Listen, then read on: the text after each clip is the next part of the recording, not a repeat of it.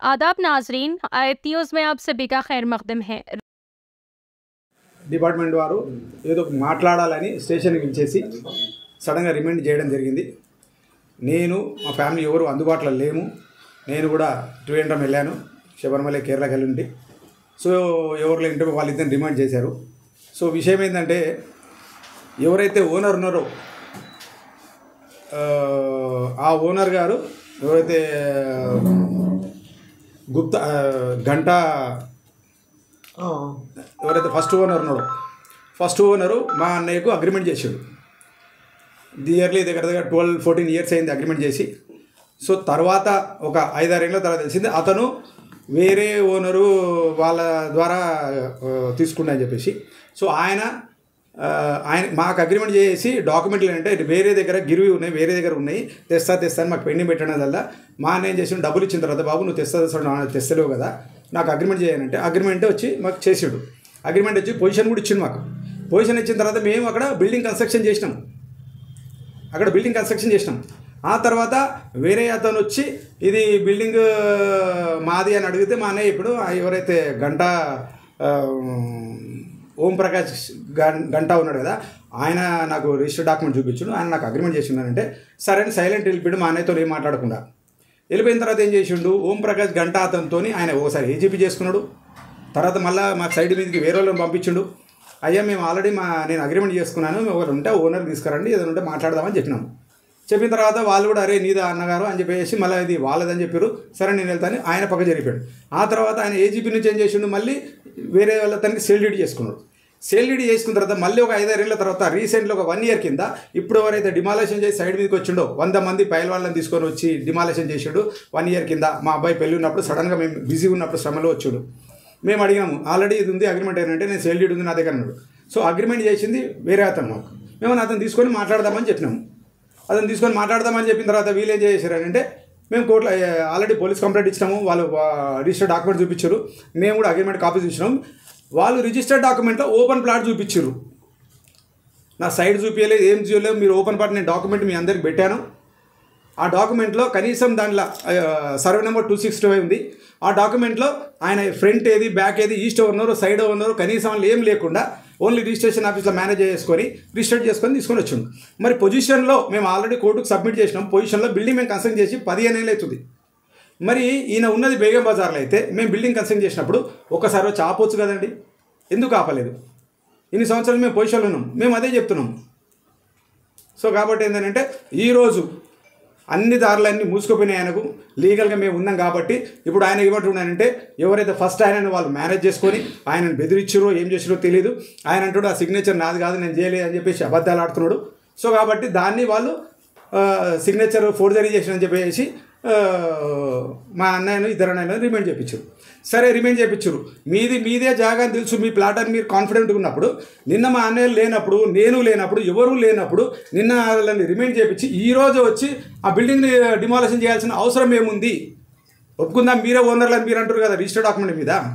So కాబట్టి ఈరోజు చేయాల్సినది court already me favour ఉంది అంటారు. ఇప్పుడు కోర్టు మా ఫేవర్ ఉంది, మీరేం చేసారు, పోలీసు వాళ్ళ మా అన్నయ్యలను రిమైండ్ చేయించినప్పుడు బిల్డింగ్ ఇప్పుడు డిమాలిషన్ జేసీబీలను తెచ్చి 10 మంది పైల వాళ్ళని పెట్టేసి బిల్డింగ్ను డిమాలిషన్ చేయాల్సిన అవసరం ఏముందని నేను అడుగుతున్నాను.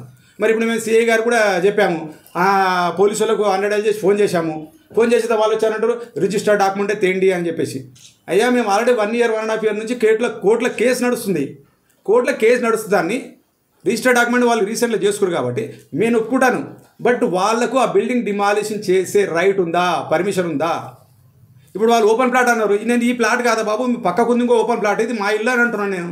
సర్వే నెంబర్ పెద్ద ఉంది, ఈ ప్లాట్ మాదే అని అంటారు. వాళ్ళు ప్లాట్ లేదు కదా, సర్వే నెంబర్లు ఉన్నది ఒప్పుకుంటా, కానీ ఓపెన్ ప్లాట్ సర్వే నెంబర్ చాలా పెద్ద ఉంది. మరి మళ్ళీ వాళ్ళ డాక్యుమెంట్లో ఓపెన్ ప్లాట్ ఉంది, మరి బిల్డింగ్ ఉన్న ప్లాట్ని ఎందుకు కొడుతున్నారు నా క్వశ్చన్ అది.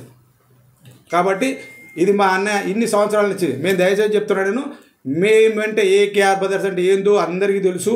మేము చాలా కింది స్థాయి నుంచి కష్టపడి ఇప్పుడు మా అన్నయ్యకైనా సరే ఒక్క చిన్న మచ్చ కూడా లేదు. 50 సంవత్సరాల నుంచి మేము ఎంత కష్టపడ్డామో మాకు తెలుసు. ఎవరిది 1 రూపాయి మాకొద్దు. మేము ఆ తర్వాత వాళ్ళు అగ్రిమెంట్ చేసినంత వాళ్ళని కూడా అడిగాం, బాబు నీకు ఆ టైంలో నువ్వు తక్కువ కమ్మినేమో, ఇప్పుడు వచ్చిన తర్వాత కూడా పోతే ఇప్పుడు కూడా కావాలంటే మాకు అవసరం లేదు, నువ్వు మాకు అగ్రిమెంట్ చేసిండు ఆ ల్యాండ్ మాకు కావాలన్నాం కాబట్టి దానికి కావాల్సిన డబ్బులు కూడా ఇప్పుడు ప్రజెంట్ మార్కెట్ రేట్ కావాలంటే కూడా ఇస్తా అని చెప్పి మా అన్నయ్య. మాకు ఎవరితో ఒక రూపాయి సొత్తు మాకు వద్దు, ఎవరి దగ్గర దౌర్యం చేయలేదు, ఇప్పటివరకు మా అన్నయ్య మీద ఒక చిన్న పిట్టి కేసు కూడా లేదు. అలాంటిది మా అన్నయ్యను రిమాండ్ చేయించింది కూడా. ఇది చాలా పెద్ద తప్పు, మాకు న్యాయం కావాలి. అంటే పోలీసు వాళ్ళ పాత్ర ఏంటి ఇందులో? పోలీసు వాళ్ళ పాత్ర ఏంటంటే వాళ్ళు పోలీసు వాళ్ళు ఏమంటారు, ఇది సివిల్ మ్యాటర్ అంటారు, సివిల్ మ్యాటర్లో మీ డాక్యుమెంట్ ఒరిజినల్ ఏమంటారు, ఒరిజినల్ డాక్యుమెంట్ అంటే మాది రిజిస్టర్డ్ చేయని డాక్యుమెంట్ ఉంది, అగ్రిమెంట్ డాక్యుమెంట్ ఉందని చెప్తున్నాం. మేము ఆ అగ్రిమెంట్ డాక్యుమెంట్ తీసుకొని కోర్టులో ఇస్తాం. ఇప్పుడు 1 year నుంచి కోర్టులో నడుస్తుంది. సో కాబట్టి వాళ్ళు ఇప్పుడు రీసెంట్లీ ఇది ఆల్రెడీ 1 year కిందనే వాళ్ళు కూడా అదే డాక్యుమెంట్ ఫోన్ చేస్తే అప్పుడున్న సిఐ గారు కూడా అన్నారు, మాది ఉన్నది మీరు వారి రిజిస్టర్ డాక్యుమెంట్ తెచ్చారు, లేదు సరిగ్గా ఇది పరిస్థితి అంతే చెప్పిన తర్వాత అప్పుడు ఏం చేసిండు, ఇద్దరు కోర్టుకు వెళ్ళి తేల్చుకొని పోయి కోర్టులో మీకు ఎవరైతే పొజిషన్ ఆర్డరు రిజిస్టర్డ్ అయితే మీకు వస్తే మీరు తీసుకోండి, మీకు వస్తే మీరు తీసుకోండి అని చెప్పాడు. మళ్ళీ ఇప్పుడు రీసెంట్లీ మళ్ళీ సిఐ గారు మారి వేరే సిఐ గారు వచ్చారు, వచ్చిన తర్వాత ఇప్పుడు మళ్ళీ స్టార్ట్ చేసారు. ఇదివరకు సిఐ గారు తెలుసు కాబట్టి ఆయన వాళ్ళిద్దరికి చెప్పిన కోర్టులో కేసు ఉన్నప్పుడు మేము ఎంటర్ కాదు సివిల్ మ్యాటర్ అని చెప్పేసి. ఇప్పుడున్న సిఐ గారు కూడా ఏం రైట్ ఉంది మరి, వాళ్ళు డాక్యుమెంట్ చూసారు కరెక్టే, కానీ డాక్యుమెంట్లో ఓపెన్ ప్లాట్ ఉన్నప్పుడు బిల్డింగ్ ఉన్నప్పుడు వాళ్ళకి ఏమైనా డిమాలిషన్ పర్మిషన్ ఉందా, అది నా క్వశ్చన్. ఫోరెన్సిక్లో సంతకాలు ఫోర్జరీ అని చెప్పేసి నిర్ధారించుకొని అవును 420 ప్లస్ ల్యాండ్ గ్రాపింగ్ ఇవన్నీ కేసులు పెట్టే పక్క ఆధారంతోనే జైలు పంపించిన అని చెప్పేసి అంటున్నారు. ఓకే, ఒప్పుకుంటాను. ఇప్పుడు బాండ్ పేపరు 20 ఏళ్ళ కింద బాండ్ పేపర్ ఇప్పుడే తీసుకొచ్చి ఆయన పేరు మీద కిషోర్ కౌర్ మీద బాండ్ పేపర్ ఇప్పుడు తేలేం కదా సార్. నేను బాండ్ పేపర్ ఆయన పర్సన్ వెళ్ళి ఇప్పుడు ఆ బాండ్ పేపర్ ఎక్కడ అవుతుందో ఎక్కడ కొన్నాడో అక్కడ వెళ్ళి చెక్ చేయండి, మా అన్నయ్య సైన్ ఉంటుంది అలా. ఫోర్జరీ చేసి ఉండొచ్చు కదా సంతకం. ఇప్పుడు వాడు నేను అదే నా క్వశ్చన్, ఫోరెన్సిక్ నా క్వశ్చన్ ఏమంటున్నా, ఇప్పుడు అదే అంటున్నా కదా, అన్ని దారులు మూసుకుపోయి ఫోరెన్సిక్ ఆయనకు ఒకటే అవకాశం ఉంది, నా సంతకాన్ని అంటున్నాడు. అయితే ఆయన ఎవరైతే ఉన్నారో ఒక కంపెనీలో మేనేజర్ అంట, ఇప్పుడు ఈ ప్లాట్ ఓనర్ ఎవరుతున్నారో ఆయన ఏమంటున్నాడు, సంసారం చేస్తున్నా నా స్టాఫ్ అనుకుంటారు, 15 సంవత్సరాలు నేను పొజిషన్లో ఉన్నా నేను. సో అలాంటప్పుడు అప్పుడు ఎందుకు అడగలేదు? అచ్చా, ఇంకొక విషయం నాకు చిన్న క్వశ్చన్ ఏంటంటే, ఎవరైతే పర్సన్ రిజిస్ట్రేషన్ చేసుకున్నాడు, మనం ఏ ప్లాట్ కొనడానికి పోయినా కానీ ముందు ప్లాట్ మీదకి సైడ్ మీద పోతామా లేదా? సైడ్ మీదకి పోయిన తర్వాత ఆడ బిల్డింగ్ ఉందా, ప్లాట్ ఉందా, ఏదో చేసుకుంటాం కదా. మరి ఆడ బిల్డింగ్ ఉన్నప్పుడు బిల్డింగ్ ఎవరిది, ఆడ ఓపెన్ ప్లాట్ చేసుకుంటున్నప్పుడు రిజిస్ట్రార్ ఎట్లా రిజిస్ట్రేషన్ చేస్తాడండి? బిల్డింగ్ కన్స్ట్రక్షన్ ఉన్నప్పుడు ఓపెన్ ప్లాట్ అని రిజిస్ట్రేషన్ ఎట్లా చేస్తాడు? సరే, అది అయిపోయింది 5 ఏళ్ళ కింద. రీసెంట్లీ చేసుకున్నప్పుడు ఇతను కూడా ఓపెన్ ప్లాట్ పెట్టి రిజిస్ట్రేషన్ చేసుకుని ఇప్పుడు ప్రజెంట్ డాక్యుమెంట్ మీరు చెక్ చేయండి, దాంట్లో ఓపెన్ ప్లాటే చూపించిండ్రు. నిన్న మా అన్నయ్యలందు బలవంతంగా రిమాండ్ ప్లాన్ చేసి రిమాండ్ చేయించి ఈ రోజే వచ్చి మరి డిమాలిషన్ చేయాల్సిన అవసరం ఏముంది నా క్వశ్చన్ అడుగుతున్నా. మీ వాళ్ళు మేము రాంగ్ అయినప్పుడు మా అన్నయ్యలు ఎవరు లేరు, వాళ్ళందరూ లేనప్పుడు ఎవరైతే ల్యాండ్ ఓనర్ చేసుకున్న ఆయన లేడు, ఇద్దరు లేనప్పుడు వీరికి వచ్చి డిమాలిషన్ చేయాల్సిన పనేముంది? సరే, మేము తప్పు చేసామన్నప్పుడు మరి వాళ్ళు కూడా తప్పు చేసిరా? వాళ్ళకి ఏమవసరం? వాళ్ళంటారు లీగల్గా మేము కరెక్ట్ ఉన్నామంటారు, కరెక్ట్. మరి బిల్డింగ్ ఏమంటుంది? లీగల్గా కోర్టు ఆర్డర్ను న్యాయస్థానాన్ని మేము స్వీకరిస్తాం, మాది కాదన్నప్పుడు ఓకే వదిలేస్తాం. వాళ్ళంటే వాళ్ళు తీసుకోవాలి. మన అందరూ కలిసి జస్టిస్ కోసం మనం కోర్టుకు వెళ్ళినప్పుడు జస్టిస్ కోసం వచ్చేంత వరకు వెయిట్ చేయాలి కదా. నిన్న మనుషులు లేనప్పుడు రిమాండ్ చేయించేసి ఈరోజు వచ్చి మళ్ళీ జేసీబీలను రౌడీలను అందరిని తీసుకొని వచ్చేసి ముంగడ పెట్టేసి మీరు డిమాలిషన్ చేయాల్సిన అవసరం ఏముంది అని నా క్వశ్చన్. అది నేను చెప్తున్నానండి. అది